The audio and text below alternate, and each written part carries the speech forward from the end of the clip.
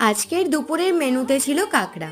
5টা কাঁকড়া ভালোভাবে ধুয়ে সামান্য নুন হলুদ মাখিয়ে রেখেছিলাম। অন্যদিকে কড়াইতে তেল গরম হয়ে গেলে এক এক করে কাঁকড়াগুলোকে ভালোভাবে লাল লাল করে ভেজে তুলে নিলাম। এই কাঁকড়া ভাজাও কিন্তু খেতে ভীষণ ভালো লাগে। এবারে কড়াইতে আরো একটু তেল দিয়ে তাতে একটা তেজপাতা এবং পেঁয়াজ কুচি দিয়ে দিয়েছিলাম।